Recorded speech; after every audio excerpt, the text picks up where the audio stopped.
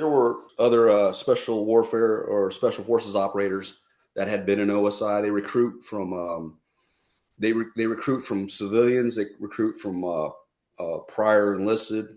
They have civilian agents. They have enlisted agents, and they have officer agents. But only we know who's who because we can't tell anybody else that we're investigating, especially foreign folks we work with. So when I landed there, the detachment, the expeditionary detachment and you were deployed individually, you would replace people because they were small units. Like I was part of a 10-man unit, not including our interpreters and our support that was there with us. Right. We had a compound, but when I got there, they had lost. They used to have these tactical army units that were their security, that they would throw two agents in and their interpreter, and the army would coordinate the patrols and lead the patrols out to whatever the mission was off the base. Yeah.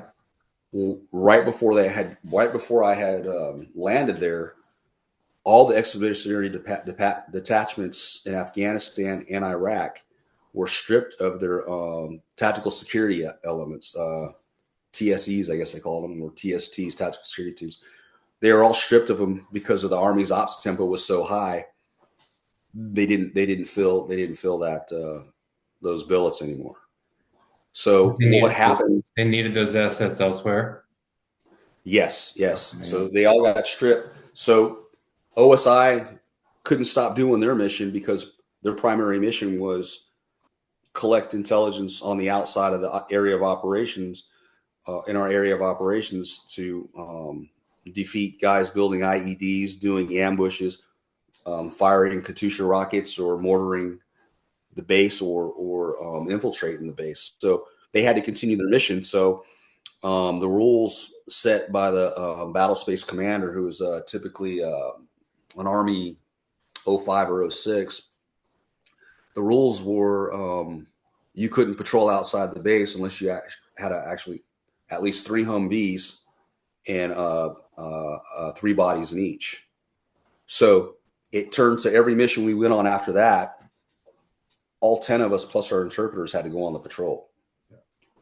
They had some training, pre-deployment training before going, but not to the extent where they thought they were going to have to tactically break contact in a fight, call in air support, or call in a quick reaction force and try to save their own bacon and get out of there.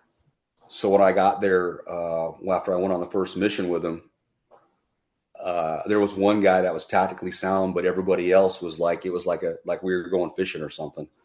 And I was very concerned after that first patrol we went out on. So we came back, and I had talked to our detachment commander, and I said, "Hey, do you mind if we shut down for about a week so I could develop some standard operating procedures and some tactics for us to use, so we could at least, hold our own for a little bit till we get help when we get out there?" And he was very grateful for that. So, and then now, at this time, were you a Air Force captain? I was a captain at the time. Yeah. So he was a major, and I was a captain, and I was the operations officer. Okay. Yeah. What are you able to say? What part of Iraq you were operating in? Yeah. So I was at a Balad Air Force Base. And what was the situation there? I mean, how would you describe the general, how things were going in that region at that time when you arrived? Yeah. So when I had landed there, the average incoming that we were taking a week, I remember the specific number was 44. 44 rounds coming onto the base each week? Correct. Wow. Correct. And the sirens were going off so frequent because we had systems out there that would see the rounds coming in, and the sirens would go off, and they had bunkers that everybody were supposed to run to. Yeah. But it happens so often, we just quit running to the bunkers. Wow. Get used to Yeah, it. yeah. So a major part of your job then is to find out where those rockets are coming from Hmm. and stop it. Is that right? Right. So when I got there, I was briefed on what everybody was doing. I was briefed on. We had informants um, that were out in the area. You weren't supposed to trust any of them. You had to be able to control them. You had to know what motivated them to do what they were doing with us. But when I got there, it was all kind of sporadically done. There wasn't really, and the unit was really caught up on writing intelligence reports for the battle space to see and to use and to synergize with other intelligence to validate whether somebody was a viable target.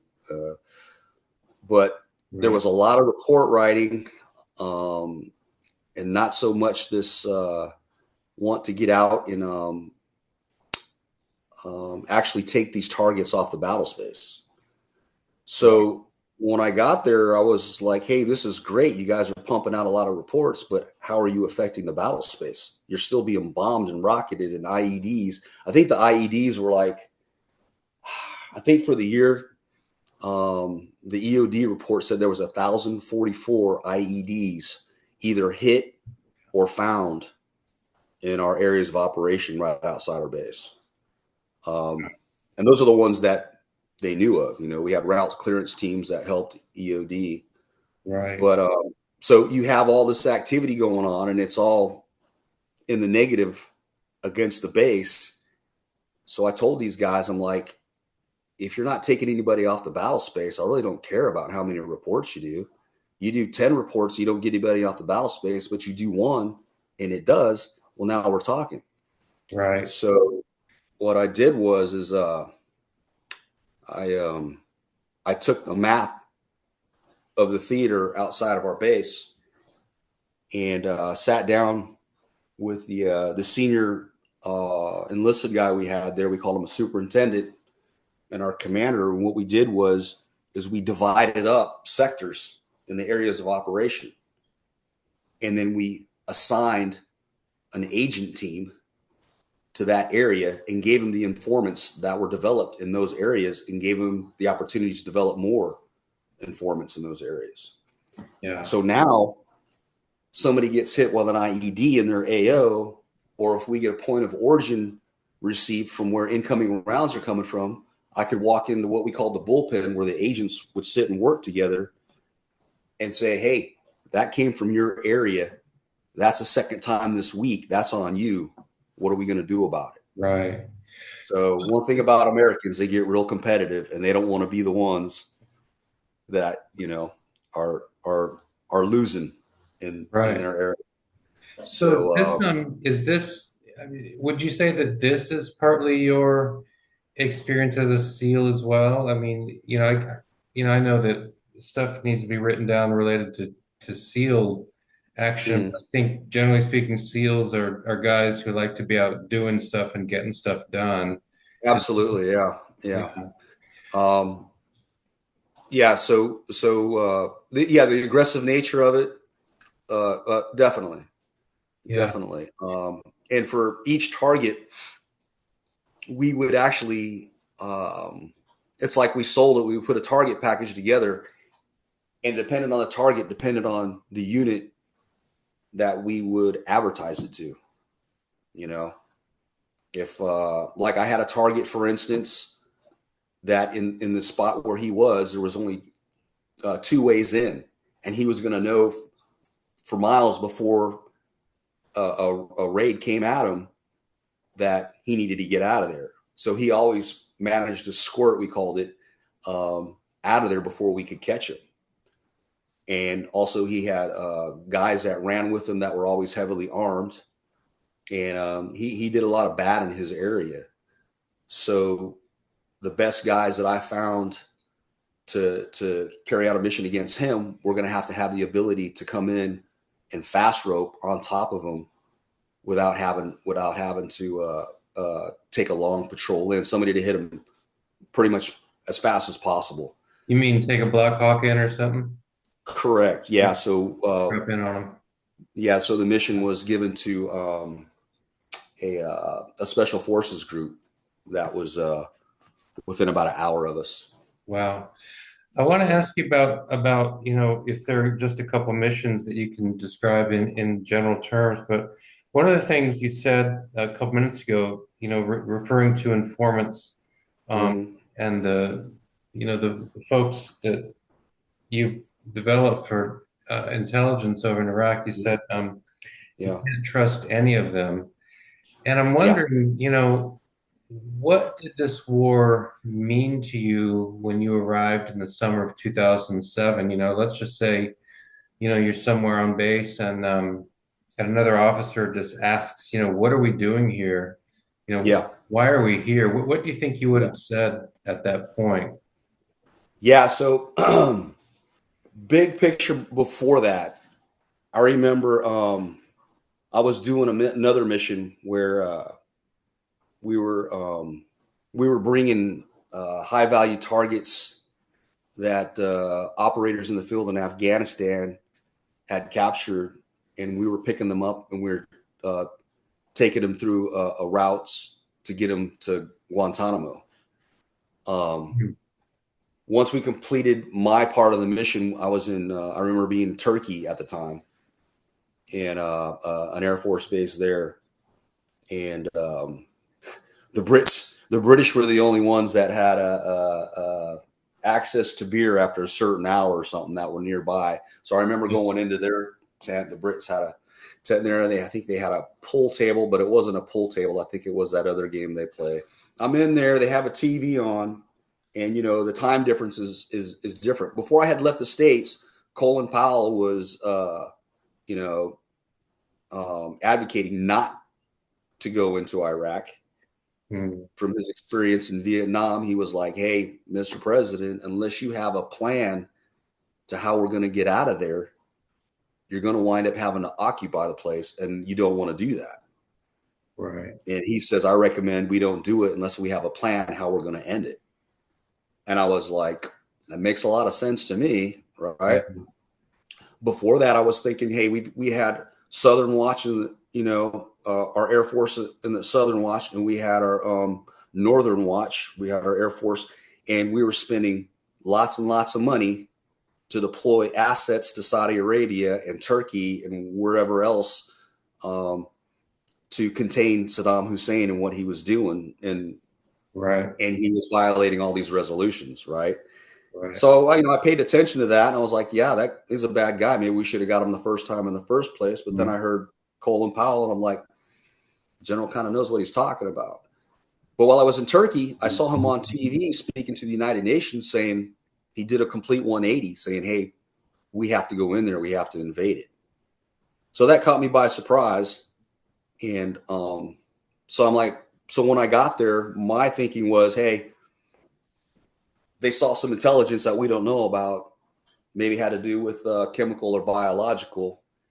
I know later they said, "Hey, that didn't exist. We didn't find anything exist." But I do at the same time remember uh, semi trucks trucking across Iraq into Syria, and we know what Syria's done in our recent history. Yeah. So when I got there at the time, I thought what we were doing was a just cause. Yeah. Um, After losing my friends and 3 to 4 thousand other Americans there, and over 600 of them killed by Iranian related trained militias and funded and supported militias. Looking back on it now, I'm wondering if we would have just better off keeping the Southern Watch and the Northern Watch instead of losing all our folks and being bogged down there for long as we have. And also, looking back on it now, they were a great offset to one of our other enemies, Iran. Iran. You know, so Yeah. that kept Iran occupied. So in 2007, was your thinking, I mean, what your thinking was, because I mean, by that point, Saddam Hussein is gone.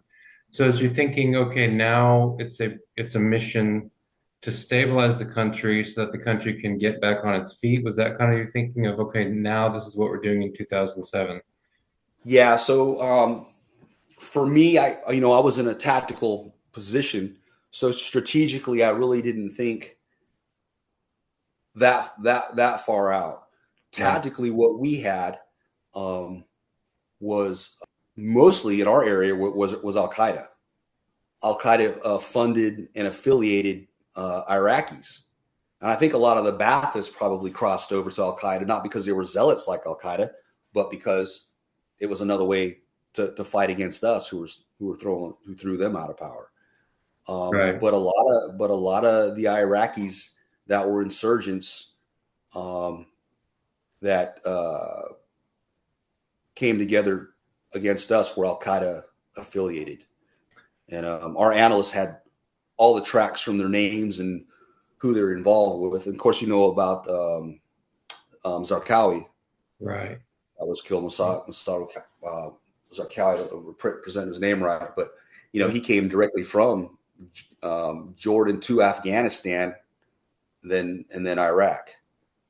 You know, What was your assessment? In your own history, you're a highly trained military operator. Navy SEALs, now the Office of Special Investigations with the Air Force. What yeah. was your assessment of the adversary you faced in Iraq as an adversary? I mean, how did you assess them? How did you assess their skills? Um, as far as tactics and the ones that we encountered, they didn't want to fight you in a straight up gunfight. They were going to lose. Especially when we can call in Apache gunships at a moment's notice. They Right. wanted no part of that. So they fought us as smart as they could, in an asymmetric warfare, more like guerrilla warfare. Their IEDs, and even when they would launch mortars or rockets at us, all that stuff was mobile, so they could gather it up and get the hell out of there. So Yeah. I think they just fought us the best way we could, and it was lethal. And Right. then, to me, the more dangerous adversaries than the Sunni Al Qaeda affiliated and funded and supported folks, the ones that scared me even more were the ones that were Shia supported by Shia militia supported by the Iranians. Their weapons and their training. Iran had their Quds forces in there way before we were even there, and I wouldn't be surprised if they weren't sending guys across that were getting trained by Iranian Quds forces. And I know they were being supplied with their weaponry because that's what killed our guys. Wow. Yeah, their weapons and their training that the Sunnis had, to me, were more lethal than the Al Qaeda folks. The only time I was more concerned than having a Sunni problem was when I actually knew a foreigner. I had intelligence that a foreigner was in the area that was Al Qaeda, because typically those were martyrs and they were there for a suicide mission. Wow. And that always got the hair up on the back of my neck, because you knew they were going to make the most of why they were there, and it's hard to stop somebody that's going to do that. Wow.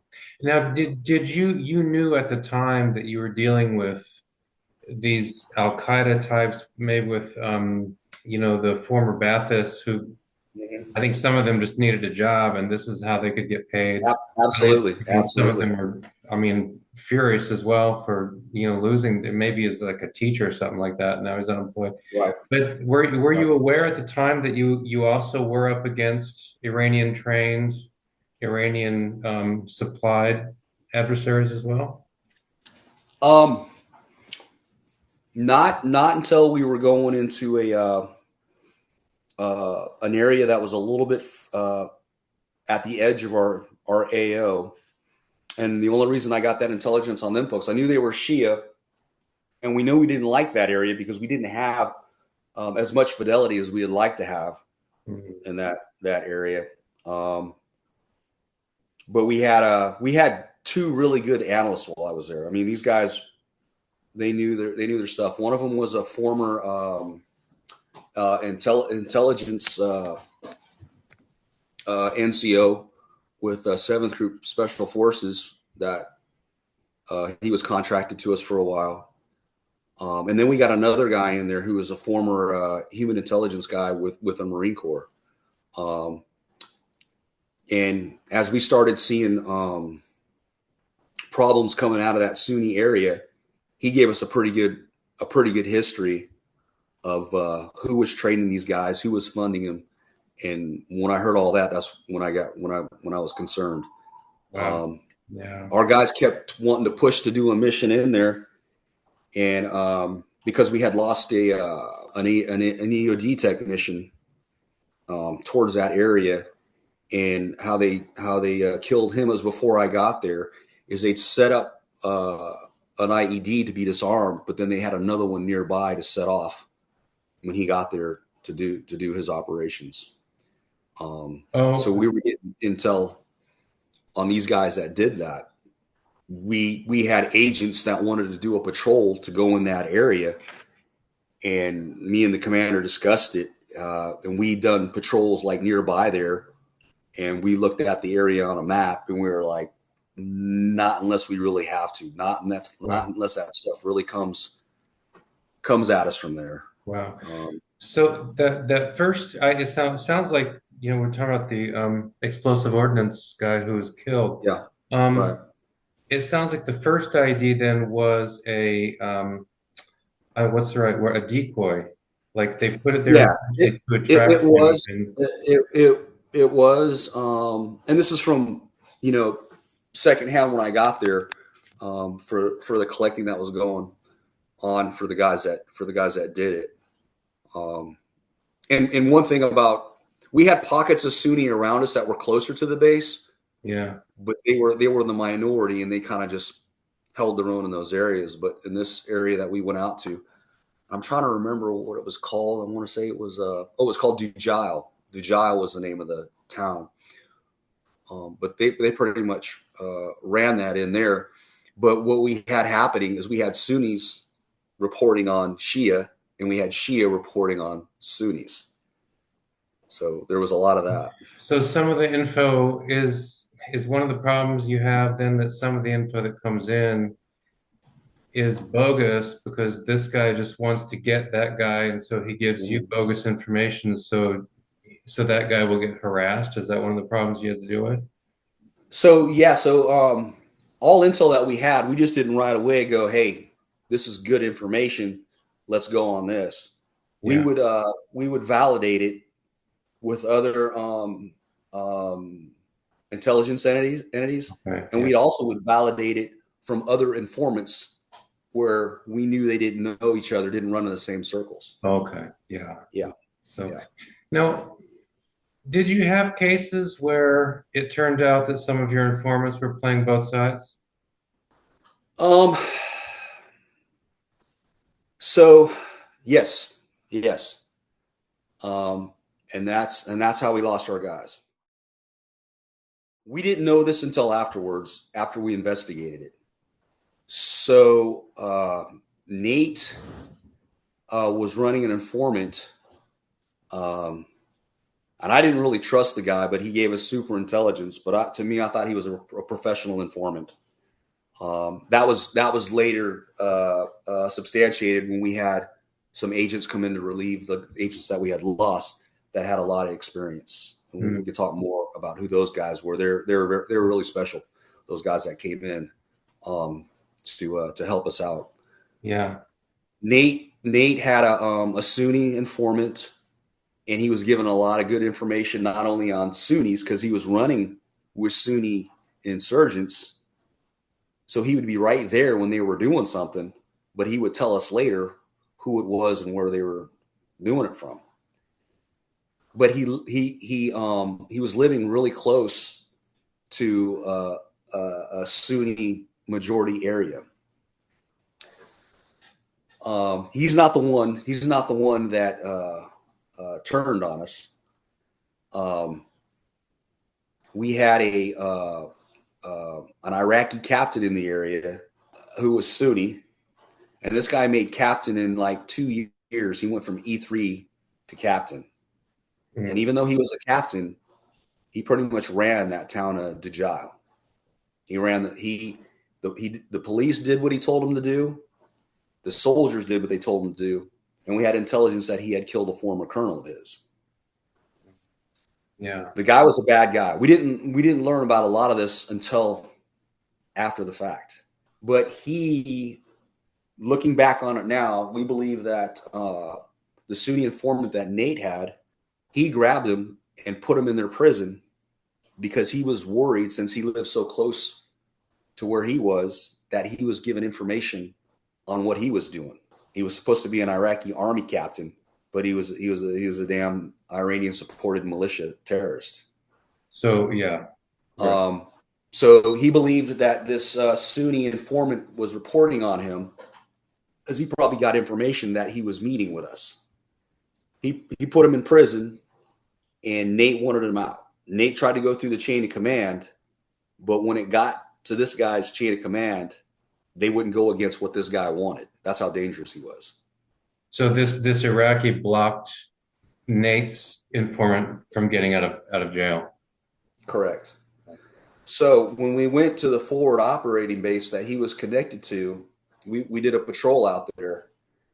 So we out there to this forward operating base that he was supposedly attached to as an Iraqi army captain. Him and Nate actually got into it, and Nate and his interpreter like, you got to let this guy go.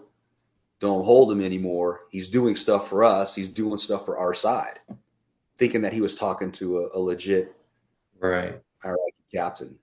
And is the reason he was in jail because he was effective at helping the Americans? That's why this Iraqi guy put him in jail? I think that, but more so, I think the Iraqi captain thought he might have been feeding this intel about what he was doing, that he was a double agent. Okay. Right. Yeah. Right. But he wasn't. We had no idea at the time. So we finally get him out. We go higher up the chain. We finally get him out.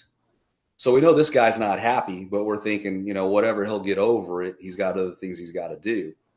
So fast forward, we have a mission one night that gets canceled for one reason or another. Our missions weren't always doing informant meets. If we had a target, we did a lot of patrols and raids with the first Cav guys, who pretty much owned our battle space, and those guys were great. I mean, I loved working with them.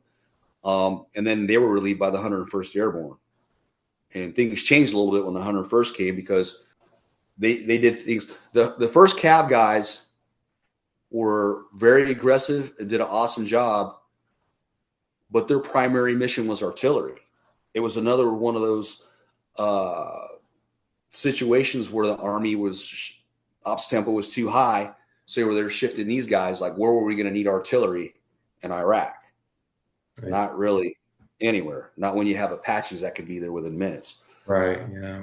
So, and plus we had air superiority. Nothing was going to touch anything we had in the sky.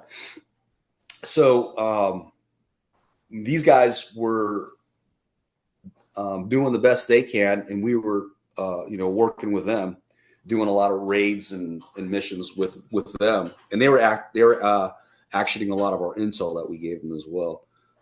And then the 101st came, but the 101st, Airborne, that's what they do. They do, the urban warfare. They do all the patrolling.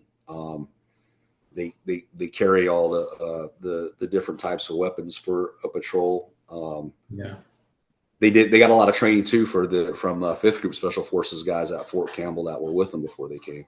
So these guys, whole different animals when they got there. Yeah. So back to this mission. This mission that night was just supposed to be an informant meet. It wasn't supposed to be any kind of a raid or a kill capture mission or a weapons cache that we were anything like that. But it was canceled. So I had 2 other agents come back and tell me and say, hey, we have this guy who has intel on the EOD troop that was killed a few months back. We've got to get this. We've been trying to get who this is. We got to get this information. Yeah. We had the ability to do that. We had the ability to throw a mission together that quick, since we had everybody standing by for one that was just canceled. So we discussed it and we're like, yeah, we kind of have to go do this. We got to go do this. So we went out on that mission, and the actual source that we were going to meet was either coerced or family coerced, or he did it, of his own free will. He went to prison nonetheless. Those guys had went out there probably about 3 hours before we met. Might even been just a couple hours, because we put it off long as we can when we tell them we're going to meet him someplace and where. So we find this all out later, but they planted an IED right where we were supposed to patrol through for the meet. And Nate, Tom, and Dave were in the lead vehicle, and they were all taken out by that IED. So we still didn't know really what the hell hit us. We did have some light contact out in that area before one night, but it was at night, and we saw muzzle flashes, and we can hear it. We couldn't really tell if the rounds were directed at us or not, but looking back on it now, I know it was. And what it was that Iraqi captain, that's where he patrolled, and he was worried about us collecting intelligence on him. So I think I might have missed something here. So this was this a setup then? Were you guys set up? Yeah, it was a setup. The Iraqi captain either coerced or paid, or whatever the case may be, this informant that our agents had for a while. I see. And we called him Moped because he would always show up in a moped, and we'd stop him outside of a perimeter, park that thing, not even nowhere near us, search him, bring him in, keep our perimeter out while those guys went in to whatever they were going to go into and collect the information. And some of these informants we had, they couldn't come to our base because they'd get dimed out and killed. They couldn't leave too far away from their villages, but they couldn't do it in their village, right? So we had to be very clandestine as to where we would meet these guys in the middle of the night. But this guy was turned by that Iraqi captain. This informant was Shia. Yeah. The Iraqi captain was Shia, and they all came from the same town of Dujat. All right. So this informant, then the captain turned him. The informant gave you guys this info. The captain knows you're coming, and then the IED is planted as he knows what route you're going to take. Correct. As you come in. Mm-hmm. I want to ask you about just kind of dealing with that, what happened there, and the loss of David, Nathan, and Thomas. But before I ask about that, just this scenario that you've described, we've got an insurgent, and it seems like he's got reliable info, but then there's this captain who turns that insurgent. Yeah, because he gave us reliable intel in the past. Right, and so, I mean, to me, just as an outsider looking in, I'm looking around thinking, okay, if that's what this place is like, then this is a hopeless cause. I mean, now that's just me as an ignorant outsider looking in, but I mean, what impact does that have on you once you piece all this together and realize what happened, that you'd been set up, and that this guy who'd given you good info before had been part of that? And I mean, does that have an impact on you? Like, so what the heck are we doing in this place? Does that make sense? It does. The first thing everybody wanted to do, you wanted to mourn, but at the same time, you were more vengeful and you wanted to get who did it. And we were investigators. We were going to figure it out. But the other thing that definitely had to be done is we needed to scrub all our sources and figure out, okay, this wasn't an accident, because we were off the beaten path. I mean, for somebody to put an IED where we had went, nobody goes there. There was no reason, so it was obvious that our guys were assassinated.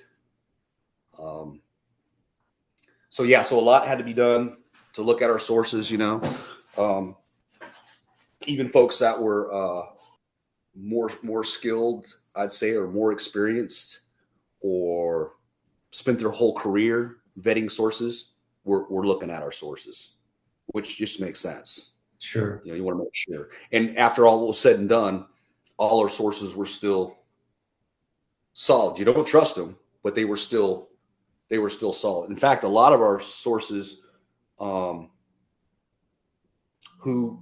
not he didn't tell them all that we got hit or who did it or anything. If they had information to come into us, or if they were from that area, of course we brought them in, and we would say, hey, what was this about? Who do you think did it? All that. But a lot of them were forthcoming. Because we treated them and their villages so well. After this incident, then, does your time in Iraq, does it change how you think about what you're doing in Iraq? I mean, does it take on a more personal kind of I don't know what the right word is. Does your work in Iraq become more personal in some way, or does Absolutely the mission change in some way after that? Absolutely. I mean, it's wrong to feel this way, but I don't regret saying it. But I never wanted to kill a man more than that captain than anybody in my life. But of course, he's an Iraqi captain. Once we had bits and pieces of the information, I mean, we would work till 3-4 o'clock in the morning on intelligence that we had gathered during that day, and we would just put our heads together and just start trying to filter out.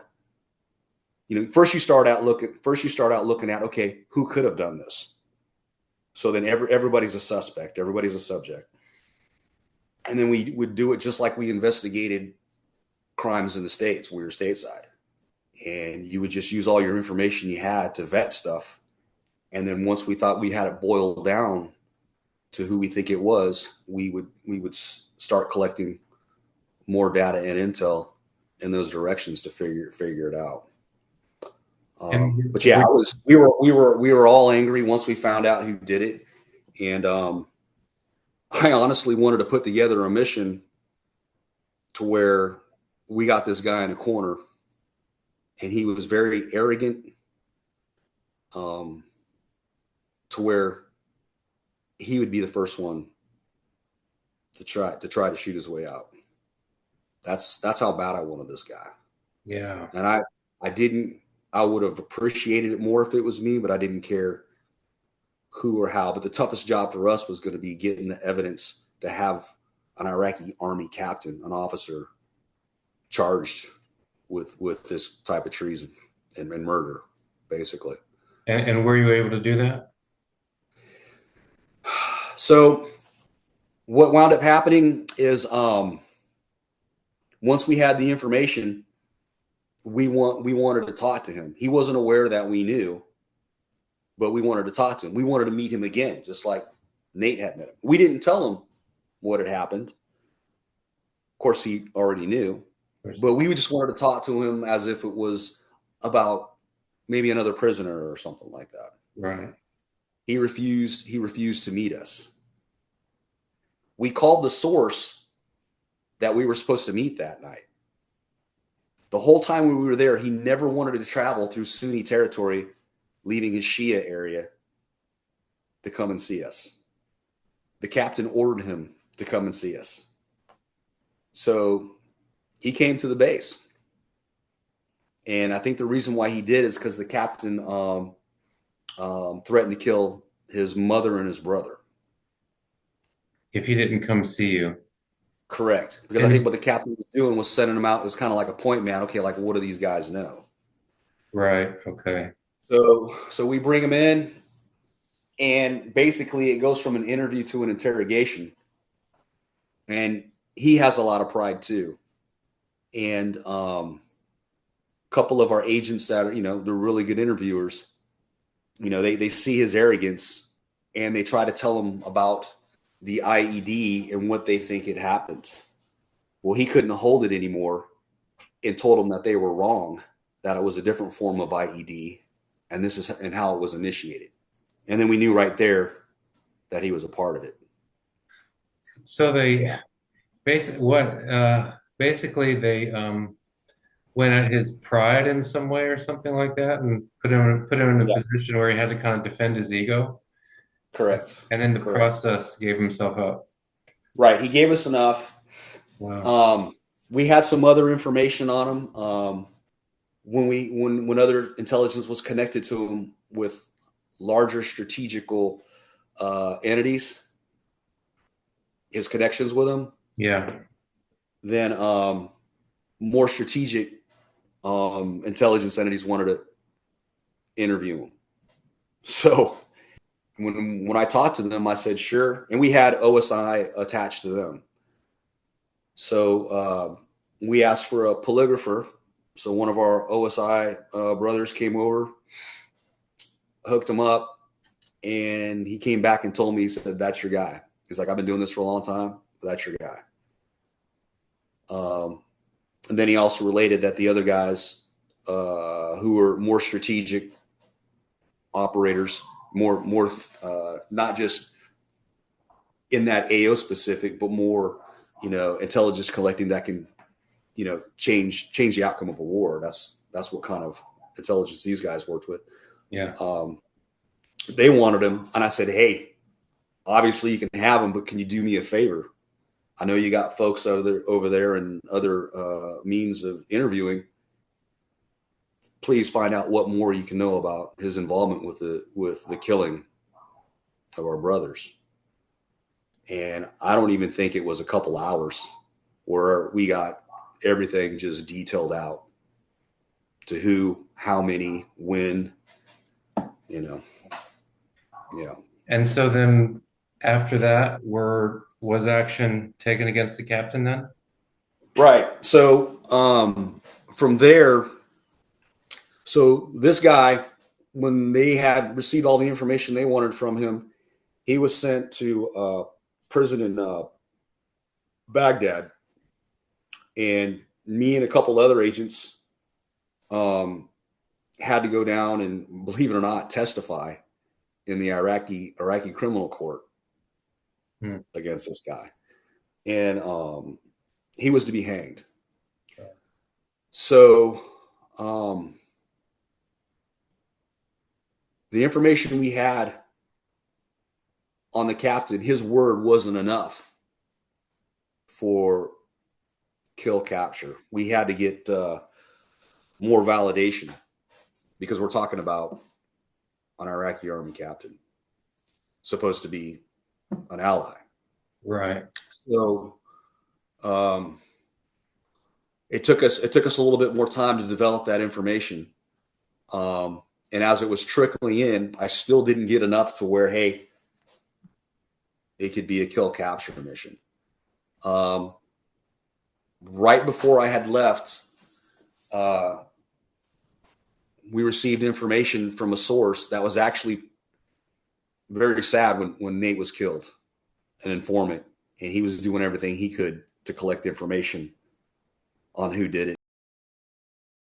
We had gotten intelligence that he had basically like a small warehouse of munitions, explosives, IED materials, a lot of stuff he wasn't supposed to have, and it was his own private arsenal, his own private ordnance locker.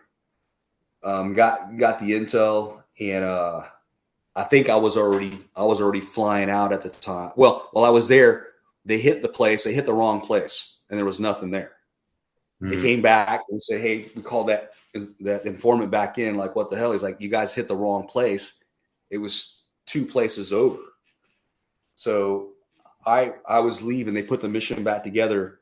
They went out, and that son of a bitch came up while the Army, I think it was the 3rd Infantry Division, that was performing that operation. I think it was the 3rd. And he comes walking up in all his arrogance. He said, "What are you guys doing on my property?" And they said, "You're admitting this is all yours?" And he said, "Yeah, what are you doing on my property?"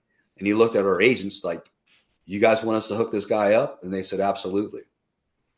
So he was, so while he was incarcerated, we were still putting together the intelligence for the evidence that he had killed our guys. He was sent down to the same jail as Moped, the other informant, and he was to be hanged. But I found out, I think about the time I was in, I think I was back home and I was in school in Monterey at the time. I had found out that a lot of the courts and government there was an influx of Shia in charge. Mm. And I was told that they cut him loose and let him go. Right. Yeah. So that guy's probably still alive. He's probably a general here somewhere. Yeah. I don't know for sure. Right. That was the last word I got. Yeah. So what was the so you have this heavy loss. You lose David, Nathan, and Thomas. And I have this discussion a lot with combat vets. Something like that happens, but the mission has to continue. So there's this thing where there's this feeling like, there should be some kind of pause, but then there's the reality that, the missions keep coming. absolutely. How did that work out for you? What was the psychological process? Did you just have to compartmentalize? Yeah. How did that go? So, obviously it hurt all of us, it just, to put things in perspective, when we got there, first of all, I knew Nate since my first day in OSI. Mm-hmm. Me and Nathan Schultheis, we went through the academy together. He was a lawyer. He could have went and made money being an attorney someplace or a future in it. But he chose to serve his country instead. And he believed in what he was doing, and he was really good at it. I mean, his informants probably garnered us the most intelligence that was actionable while we were there. Wow. Yeah, he was really good. He was good at it, and had no fear. That's one problem I had with him. He had no fear. I had to let him know a few times, like, hey, you got to take a step back and realize that if something happens to you, all of us have to come and get you. There's not, you're going to put us all, out there. I go, I get it. You want to get after it. I was the same way when I was your age, but yeah, be careful. But he was good at it, sharp. He picked up everything tactically really fast. He could shoot. He was in great shape. But anyways, we like I said, putting things in perspective, we lived, ate, slept, worked under the same roof 24/7. Wow. I mean, we knew everything about each other. Yeah, it's just a whole lot of time compressed together, and you get really tight, So so it hurt. I think we were down maybe a week. Okay. Maybe a week and a half. We had to get another Humvee because we had lost one and we couldn't go on our missions anymore. Yeah. Folks were more apprehensive, scared to go back out. But my example to get everybody going again was like, hey, look what happened to the first Cav guys. They lost a couple enlisted men. They lost those guys. They had another guy wounded when they were hit, but they couldn't stop doing their mission because they had to patrol every day outside the wire to conduct their missions, and they didn't miss a beat. So I had to tell our guys, like, we can't do it either, guys. There's everything we gained, we're going to lose it, and we're going to start getting rocketed again. We're going to start getting mortared again. More IDs are going to be out, IEDs. Yeah. So, that's another thing, my experience in the SEAL teams is when something bad really happened, whether you lost somebody got injured, or you just got done doing something and it scared the hell out of you and you came close to losing your life, one of the first things they did was they put us right back in. Mm-hmm. I mean, Mm-hmm. if they could just put everything back together and put the injured guy aside and make you continue on and start all over, you did. Right. But what I realized when we did that is you were a little shaky. You weren't thinking as clearly. You were more thinking about, holy hell, what just happened? Is that going to happen to me? So one thing I made sure of is everybody, before they went back out on their first mission, I would go with them. Before, I would go with them on their first missions back out after that event, because it's still on everybody's mind. And we had guys do things like you're getting ready to go outside the wire. A guy doesn't have his weapon. A guy forgets his radio. But that's because it's weighing heavy on their mind and they got to get out there and do it again. And I was watching for these things and I wouldn't say anything to anybody about it. We would just turn around, go get what was missed, or, certain things might've got done, not got completed, or, but it was kind of, I was kind of like an old guy there. And to go back out and to get back in the mode and of what they were good at, it kind of got them going again. I would say though, there was one female agent. She was something else. She probably weighed at most maybe 125 pounds, maybe. But she wore the full Kevlar. She carried the assault rifle. She carried her secondary Sig Sauer. And because I was on another mission, I couldn't go back out with her on her first mission. And her first mission was doing a raid on a village with 101st Airborne. Wow. And they parked from one spot, left a security, and patrolled in about 2 clicks. Her and her interpreter with these guys. Wow. Yeah. Wow. Yeah. But that's what kind of folks we had,